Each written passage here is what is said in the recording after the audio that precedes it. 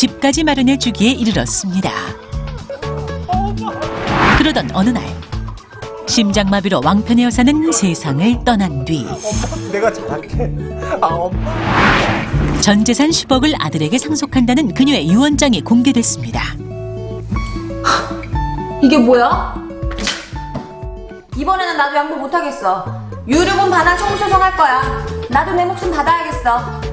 알겠으니까 그럼 엄마가 남긴 10억 중에서 유류분 2억 5천만 원은 너 줄게. 무슨 소리 하는 거야? 엄마 돌아가시 전에 아파트랑 자동차 사준 거 그것도 다 포함시켜야 할 거 아니야. 유언장에 적혀있는 10억만 가지고 얘기를 해야지. 거기서 나눠야 될 거 아니야. 딸의 말대로 돌아가시기 전에 받은 것도 유산일까요? 아니면 돌아가시고 난 다음에 남은 돈만 유산일까요? 저 재험 남자 배우분 오늘 악역만 다 이렇게 하시는데.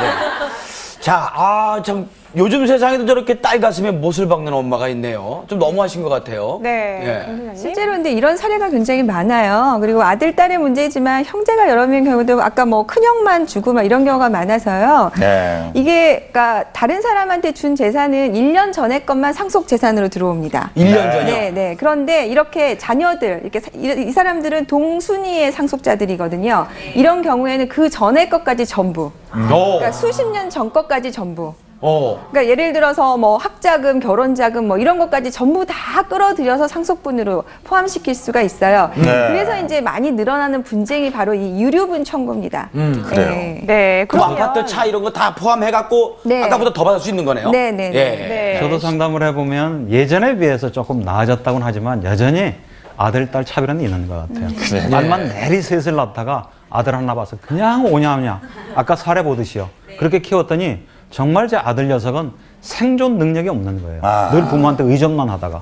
근데 조금 심하게 얘기하면 정말 인간 취급을 못 받았던 그 딸들은 정말 오기 같은 게 생겨서 정말 아주 악착같이 돈 벌어서 오히려 정말 잘 살게 된 그런 경우도 있고요. 거꾸로 오히려 그냥 딸은 그냥 공주처럼 온실 속의 화초처럼 키우고 아들 녀석은 막 키우고 그냥 매들고 막 이랬더니 오히려 그 아들 역시 어릴 때는 상처를 받아서 좀 잘못 간 그런 경우. 그래서 정말 유언장을 어떻게 쓰고 유언을 어떻게 남기는 것도 중요하지만 편애가 사후에 자식들의 분쟁을 일으키는 가장 큰 원인이라는 거 좀 아셨으면 좋겠어요. 예.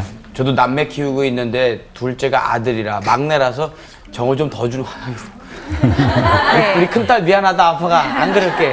네. 미안하다 정말 미안하다. 네, 아까 양 변호사님께서 좀 얘기를 하셨지만 그러면 이미 사전에 증여한 재산이 있잖아요. 네, 그러면 네, 네. 그런 경우에 그 몇 년 전 재산까지를 쭉 봐서 그 유류분 청구를 할 수가 있는 건가요? 그러니까 수십 년의 전에 거는 할 수 있는데요. 민법 개정이 아마 1976년 즈음에 제가 정확히 기억 못 하겠는데 그 즈음에 이후 거는 모두 다 주장을 하실 수가 있습니다. 그러니까 지금 기준으로 하면은 대부분은 아마 이 유류분 청구하실 수 있는 범위 안에 들어가는데요.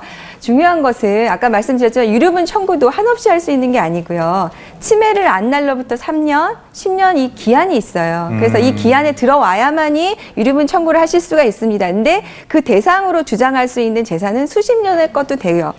그런데 이제 문제가 생기는 게요. 당시에는 부동산이 몇백만 원밖에 안 됐는데 이게 시세가 상승하면 지금 이게 수십억이 늘어나 있는 경우가 있어요. 네. 그래서 유류분 청구가 사실 굉장히 어렵습니다. 예. 예. 지금 시세를 기준으로 하니까요. 예. 어쨌든 그 결과는 참 딸이 받게 된다니까 더 통쾌하긴 한데. 다행이죠. 예. 근데 중요한 거는 나중에 이제 돌아가시고 나서 딸은 어머니 제사 때도 안 올 것 같은 그런 느낌도 들어요. 너무 응어리가 세가지고. 네, 맞아요. 이걸 좀 미리 좀 풀었으면 얼마나 좋았을까요? 정말요. 뭐 딸이 만약 가능만 했다면 정말 서운했던 거를 살아생전에 부모님한테 좀 얘기를 했다면 네. 아마 그런 어머니가 조금 쉽지는 않았겠지만 내가 딸한테 어떤 상처를 주었을지 정말 생을 마감하기 전에 딸한테 좀 화해했으면 그러니까 정말 우리가 죽기 전에 누구랑 정말 화해를 해야 될 건가 뭘 남겨줘야 될 건가 정말 좀 생각하셨으면 좋겠어요. 네. 죽은 사람과의 그 화해가 안 되면요. 그건 남은 자식 계속 과제거든요. 숙제거든요. 그렇겠죠. 그러니까 부모님 사후에도 형제들끼리 이제 그 우애가 상하지 않도록 하기 위해서 평화를 위해서 부모님이 반드시 하여야 할 것들 그리고 또 삼가야 될 것들 이런 것들 좀 짚어볼까요? 예, 첫 번째 편애하지 말 것. 네. 예, 나는 편애 안 한다고 하고 나는 사실 이 녀석을 조금 더 이뻐한다고 했는데 이 녀석조차 지가 오히려 사랑을 덜 받고 있다고 항의하는 그런 사례가 있거든요. 두 번째는 말로 옮기는 거 조심하셔야 돼요.